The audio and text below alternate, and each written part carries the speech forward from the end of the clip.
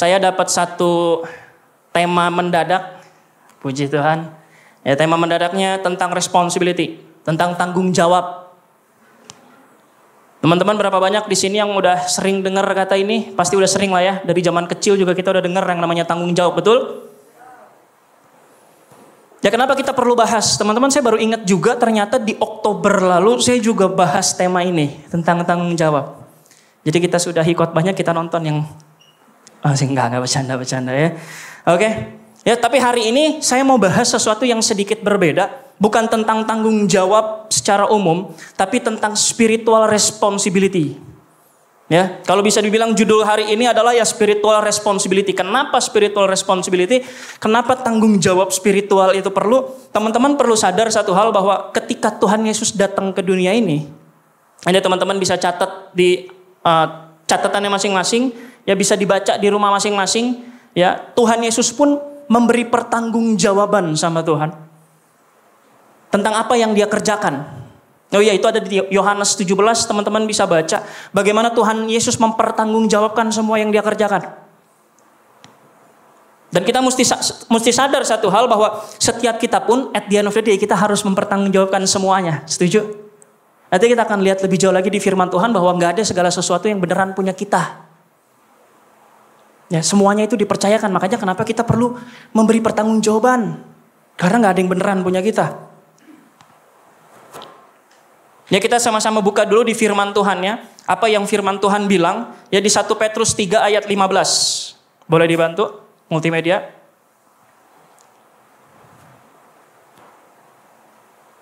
Satu Petrus 3 ayat 15. Oke. Firman Tuhan bilang begini. Tetapi apa? Kuduskanlah Kristus di dalam hatimu sebagai...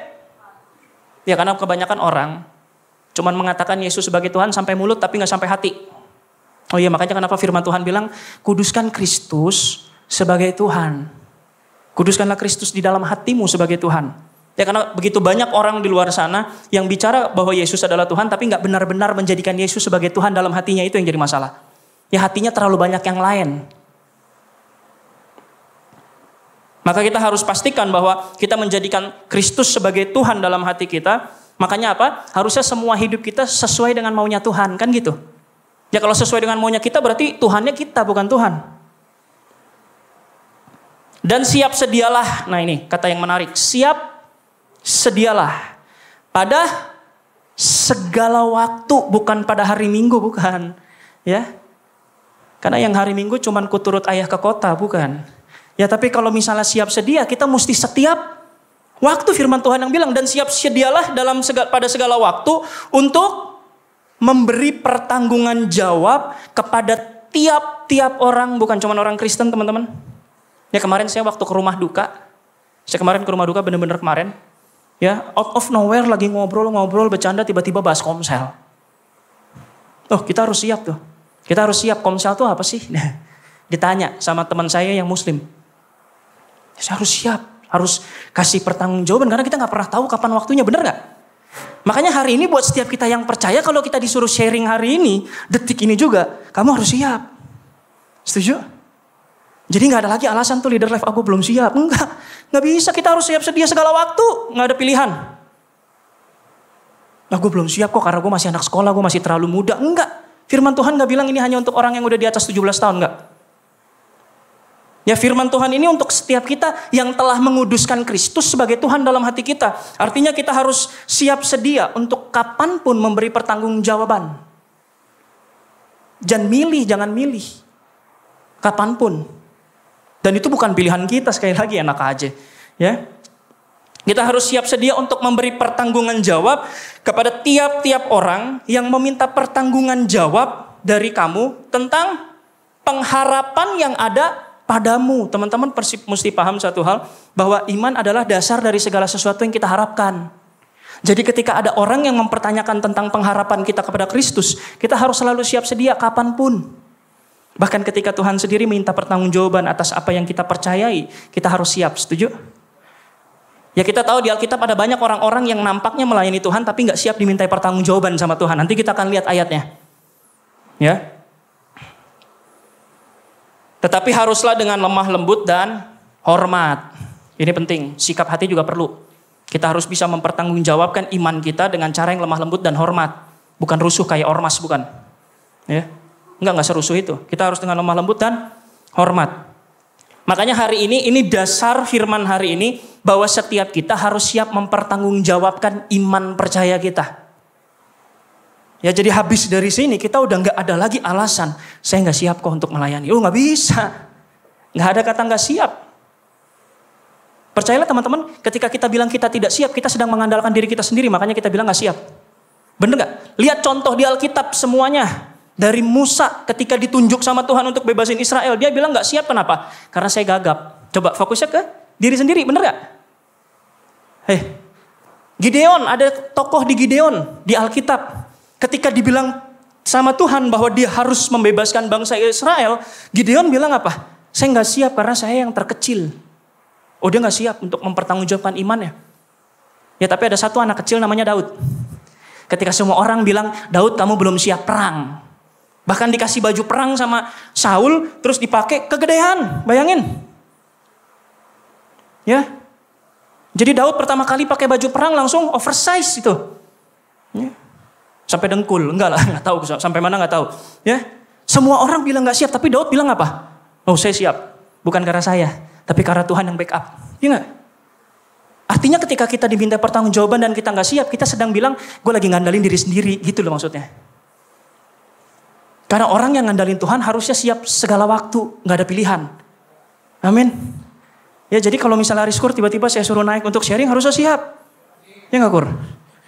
Ya nggak. Makanya kenapa kalau kita bisa ambil kesimpulan, tanggung jawab kekristenan itu apa? Tanggung jawab adalah begini. Kesiapan dan kesadaran kita bahwa kita memiliki sesuatu yang dipercayakan Tuhan dan harus kita kerjakan sebaik mungkin supaya kita siap dengan konsekuensinya. Paham? Ya, gini. Ada kesiapan, tanggung jawab itu apa sih? Kalau ditanya tanggung jawab itu apa? Kesiapan hati kita dan kesadaran kita bahwa kita dipercayakan sesuatu yang harus kita kerjakan sebaik mungkin karena nanti kita akan dimintai pertanggungjawaban. Gitu. Ya, sekali lagi ini kayak masih pada bingung. Tanggung jawab kekristenan itu kesiapan kita dan kesadaran kita bahwa ada sesuatu yang Tuhan percayakan untuk kita kerjakan sebaik mungkin karena nantinya akan ada konsekuensi. Kalau kita mengerjakan apa yang dipercayakan dengan baik, ganjarannya adalah kebaikan. Kalau kita mengerjakan apa yang dipercayakan dengan gak baik, ganjarannya adalah hal yang gak baik. Amin. Itu definisi tanggung jawab kekristenan. Makanya kita mesti harus siap dan sadar dulu. Kita mesti siap sama sadar dulu bahwa kita punya tanggung jawab, amin. Kita punya hal yang perlu kita kerjakan. Gitu. Makanya kenapa kalau diambil kesimpulan, alasan orang tidak bertanggung jawab, yang pertama mereka nggak siap dengan kepercayaan dari Tuhan. Mereka nggak siap dipercayakan sesuatu itu. Karena mereka nggak siap, maka mereka nggak mengerjakannya dengan baik karena mereka nggak punya kesiapan, bener nggak? Teman-teman gini, ya ada yang sekolah kan di sini? Berapa banyak yang sekolah? Berapa banyak yang pernah sekolah? Ya, berapa banyak yang enggak lah, nggak usah ya. Cukup sampai situ. Teman-teman cukup sampai situ karena ini next gen, oke? Kita cukup sampai situ.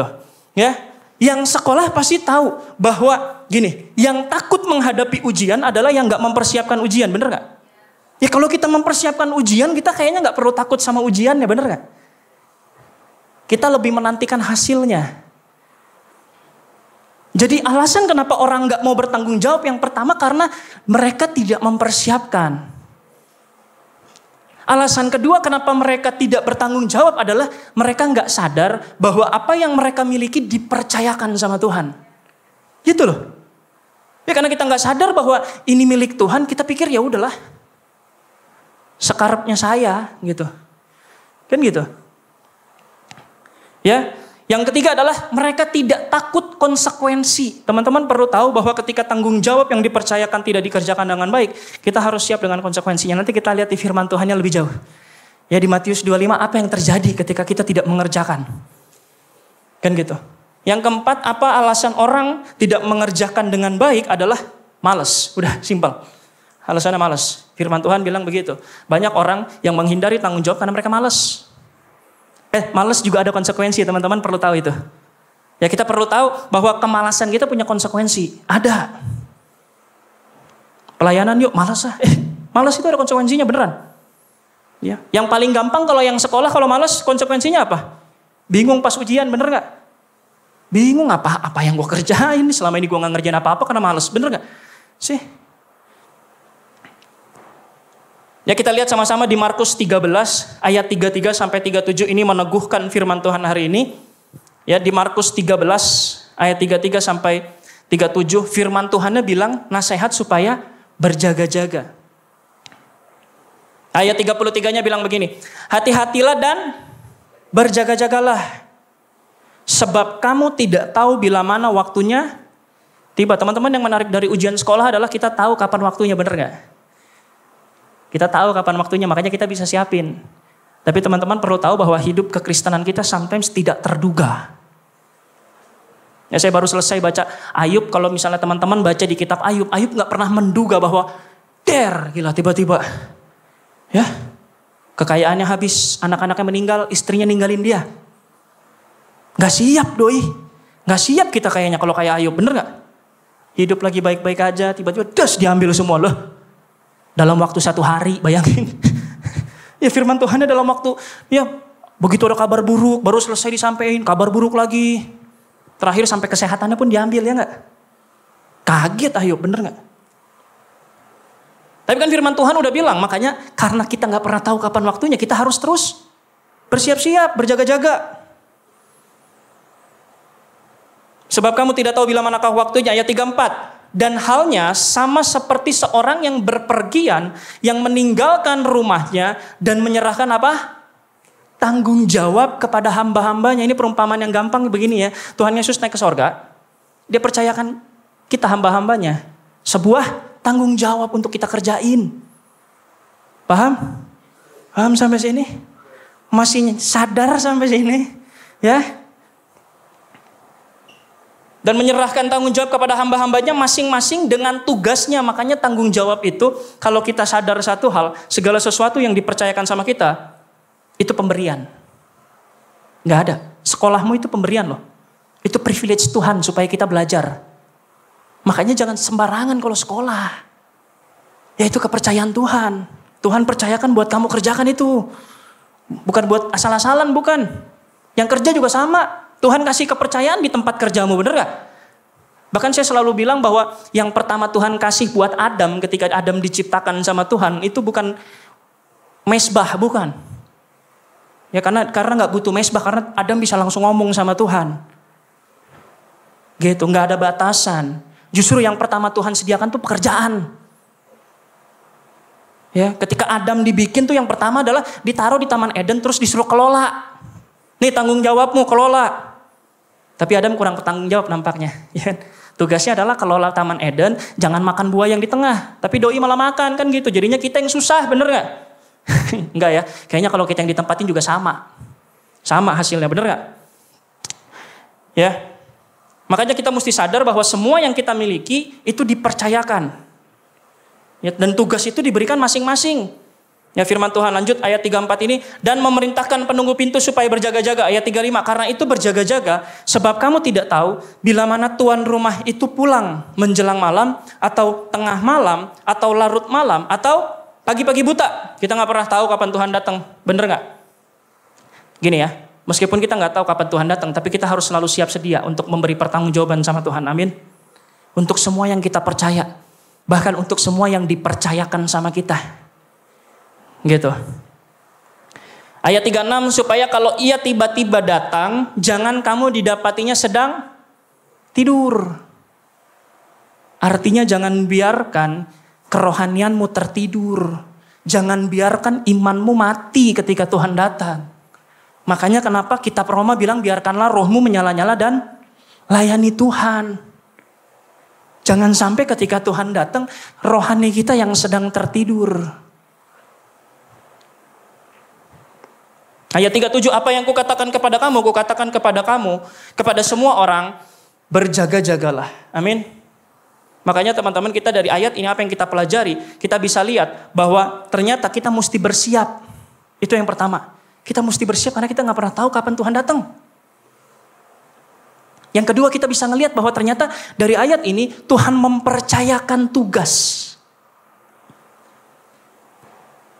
Ya, namanya tugas dipercayakan, one day akan diminta pertanggungjawaban, setuju? Dan ketika diminta pertanggungjawaban, pertanyaannya siap gak kita?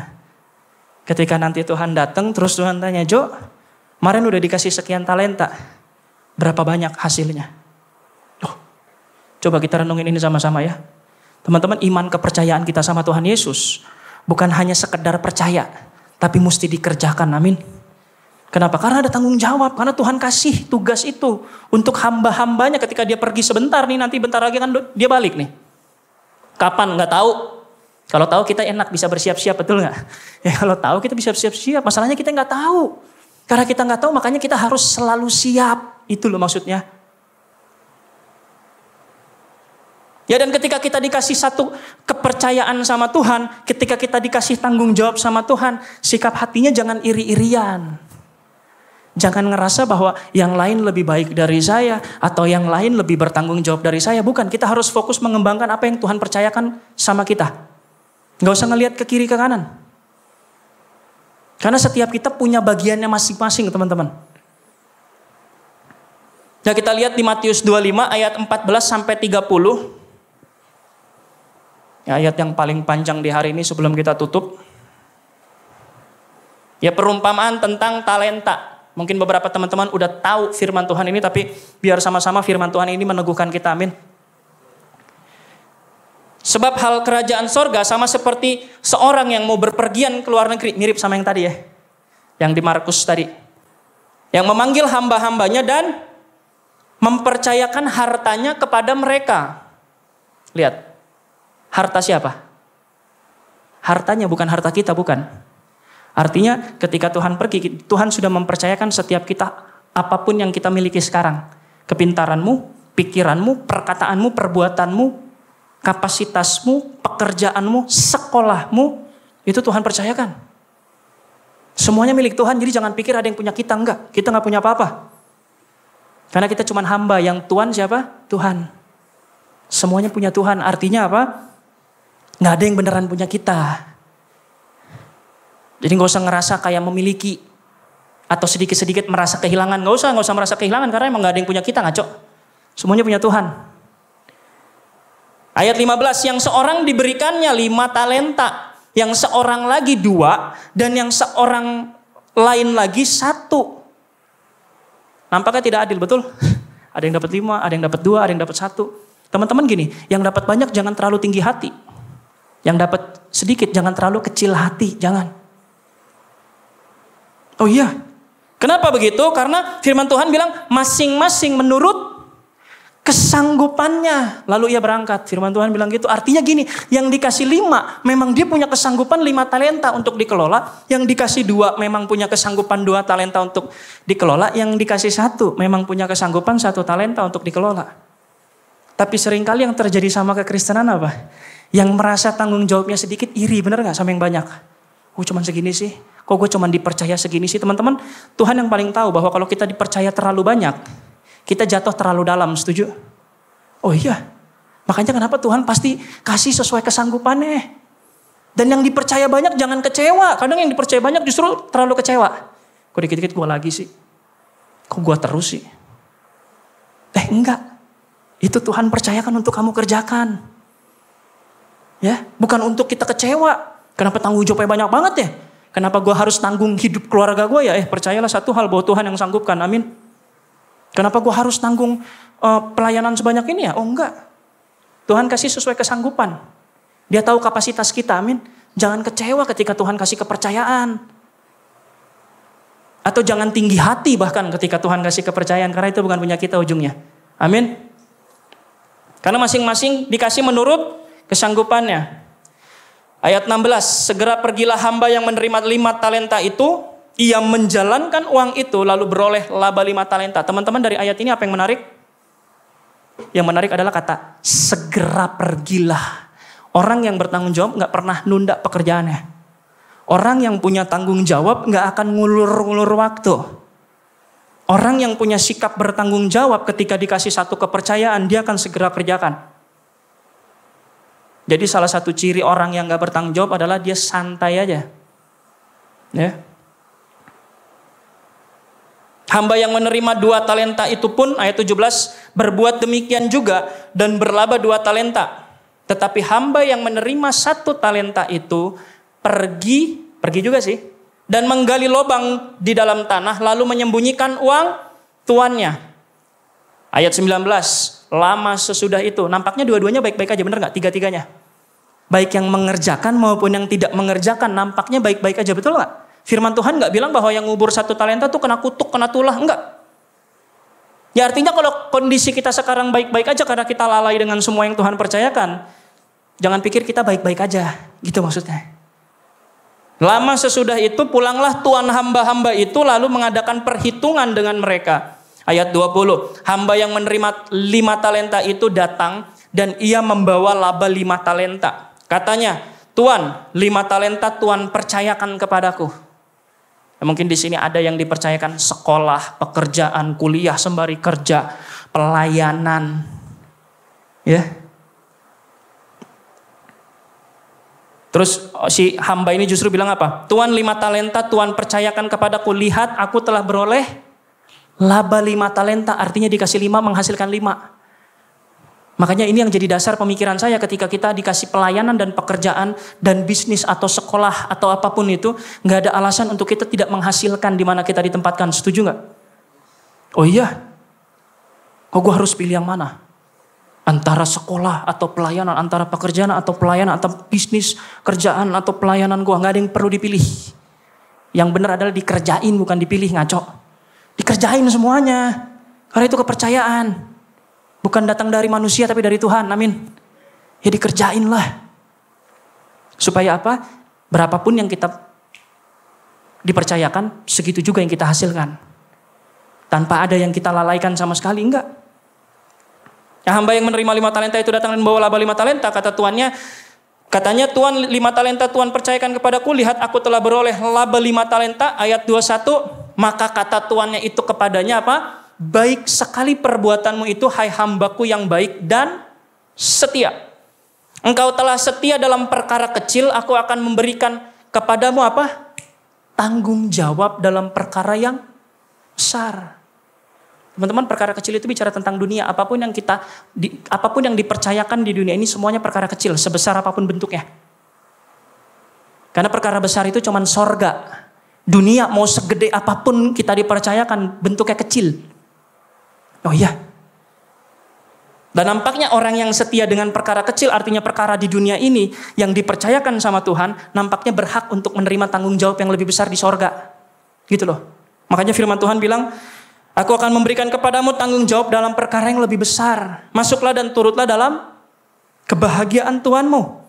Ayat 22, lalu datanglah hamba yang menerima 2 talenta itu. Katanya, Tuan, 2 talenta Tuan percayakan kepadaku. Lihat, aku telah beroleh laba 2 talenta. Sekali lagi, nilai penuh yang dihasilkan. Artinya gak ada yang dia pilih. Dia gak cuma ngerjain 1 talenta dari 2. Enggak, dua-duanya dikerjain. Karena sekali lagi apa yang dipercayakan bukan untuk kita pilih, tapi untuk dikerjain. Ayat 23, maka kata tuannya itu kepadanya baik sekali. Sekali lagi, pujiannya sama. Mau yang menghasilkan 5 maupun 2 sama. Kenapa? Karena sama-sama dikerjain. Itu poinnya. Jadi poinnya bukan kepada berapa banyak, tapi berapa kita benar-benar ngerjain apa yang dipercayakan sama Tuhan. Amin. Jadi gak usah iri-irian. Atau gak usah merasa kecewa karena lu mengerjakan lebih banyak dari yang lain. Kenapa kita dikasih kepercayaan lebih banyak? Sometimes karena Tuhan tahu kita punya kesanggupan lebih daripada yang lain. Bukan untuk kita sombongin, bukan. Tapi untuk dikerjain. Ya, baiklah, baik sekali perbuatanmu itu, hai hambaku yang baik dan setia. Engkau telah setia memikul tanggung jawab dalam perkara yang kecil. Aku akan memberikan kepadamu tanggung jawab dalam perkara yang besar. Masuklah dan turutlah dalam kebahagiaan Tuhanmu. Gak beda hasil yang dihasilkan, kuantitinya mungkin berbeda. Tapi ternyata results-nya sama yang diterima, konsekuensinya sama. Makanya tadi di awal saya bilang, Tanggung jawab itu adalah kesiapan dan kesadaran kita bahwa kita memiliki sesuatu yang dipercayakan untuk kita kerjakan, karena ujungnya kita akan ada konsekuensi. Kita akan terima ganjaran, dan orang ini menerima ganjaran yang baik. Setuju? Kenapa? Karena dia sudah mengerjakan kepercayaannya dengan baik. Kenapa dia mengerjakan kepercayaannya dengan baik? Karena dia mempersiapkannya dengan baik dan dia sadar bahwa ini kepercayaan yang harus dikerjakan. Berapa banyak di antara kita yang benar-benar sadar bahwa semua yang kita miliki ini dipercayakan Tuhan. Ya kan? Nah ini yang ayat 24 nih. Ya kita masuk ayat 24 nih, satu agak lain. Ya kini datanglah juga hamba yang menerima 1 talenta itu dan berkata, Tuan, aku tahu bahwa Tuan adalah manusia yang kejam, yang menuai di tempat di mana Tuan tidak menabur, dan yang memungut dari tempat di mana Tuan tidak menanam. Karena itu aku takut dan pergi menyembunyikan talenta Tuan itu di dalam tanah ini. Di dalam tanah ini terimalah kepunyaan Tuan. Ayat 26, maka jawab tuannya itu, hai kamu hamba yang jahat dan... Nah, ini alasan kenapa orang gak mau ngerjain tanggung jawabnya simpel, karena dia jahat dan malas. Jadi kamu sudah tahu bahwa aku menuai di tempat di mana aku tidak menabur dan memungut dari tempat di mana aku tidak menanam. Pertanyaannya gini, pertanyaan logis nggak kalau tuannya minta semua talentanya? Teman-teman logis, kenapa? Karena itu semua punya tuannya. Nggak ada yang punya dia, ya kan? Nggak ada yang punya dia. Justru dikasih kepercayaan untuk apa? Dikerjain. Dan tuannya bukan tuan yang jahat. Kenapa? Karena setelah dikerjakan dijanjikan sesuatu yang baik, benar nggak? Dijanjikan sebuah perkara yang lebih besar di sorga. Dikasih reward, dikasih bonus gitu loh poinnya. Ayat 27, karena itu sudahlah seharusnya uangku itu kau berikan kepada orang yang menjalankan uang, supaya sekembaliku aku menerimanya serta dengan bunganya. Ayat 28, sebab itu ambillah talenta itu daripadanya dan berikanlah kepada orang yang mempunyai 10 talenta itu, ditambahin justru. Ya. Karena setiap orang yang mempunyai kepadanya akan diberi sehingga ia berkelimpahan. Tetapi siapa yang tidak mempunyai, apapun juga yang ada padanya akan diambil daripadanya. Ayat 30 terakhir. Dan campakkanlah hamba yang tidak berguna itu. Ini sebuah peringatan yang begitu keras nampaknya. Untuk sebuah kelalaian. Ya. Kalau bahasa Inggrisnya moyung. Yang gak berguna. Ya. Dan campakkanlah hamba yang tidak berguna itu ke dalam kegelapan yang paling gelap. Di sanalah akan terdapat ratap dan kertak gigi. Makanya kalau ada pendeta yang bilang gak ada neraka, bohong. Jelas ada konsekuensi dari tidak mengerjakan tanggung jawab yang Tuhan percayakan. Yang 2 orang turut dalam kebahagiaan tuannya, tapi yang satu jauh dari kata bahagia. Kenapa? Jawabannya satu. Karena yang satu punya tanggung jawab untuk mengerjakan apa yang dipercayakan. Yang satu gak merasa dia perlu melakukannya. Yang satu gak punya tanggung jawab. Makanya hidupnya asal-asalan, hidupnya sembarangan. Kan gitu.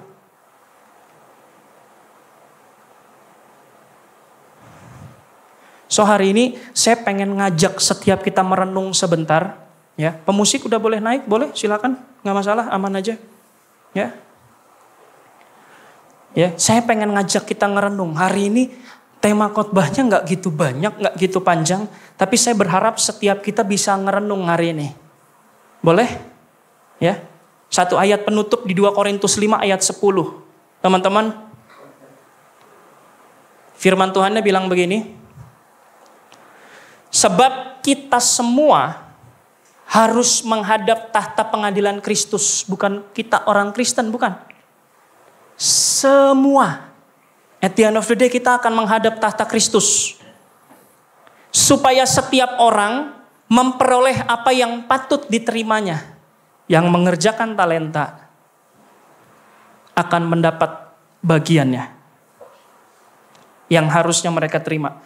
Sesuai dengan yang dilakukannya dalam hidupnya ini, baik ataupun jahat. Artinya gini teman-teman, setiap hal yang dipercayakan sama kita, ujung-ujungnya akan dimintai pertanggungjawaban.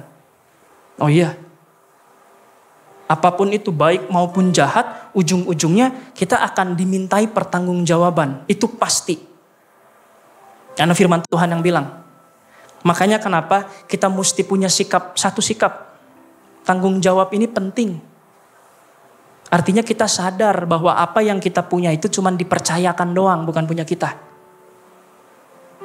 Setuju? Saya undang bangkit berdiri boleh? Saya pengen kita semua sama-sama berdoa, merenungkan satu hal ini. Ya, merenungkan satu hal ini. Teman-teman, mungkin kamu dipercayakan 10, atau mungkin ada yang dipercayakan 5, atau ada yang mungkin dipercayakan 2, atau bahkan mungkin ada yang cuma dipercayakan 1. So hari ini saya cuma pengen kita sama-sama merenung begini. Seandainya Tuhan datang, kita ada di posisi yang mana? Kita sebagai hamba yang mengerjakan 5 talenta, atau kita sebagai hamba yang mengerjakan 1 talenta? Hari ini seandainya Tuhan tiba-tiba datang, karena kita gak pernah tahu waktunya. Siap gak kita bilang sama Tuhan, Tuhan, 5 talenta Tuhan percayakan kepadaku, dan aku telah beroleh laba 5 talenta.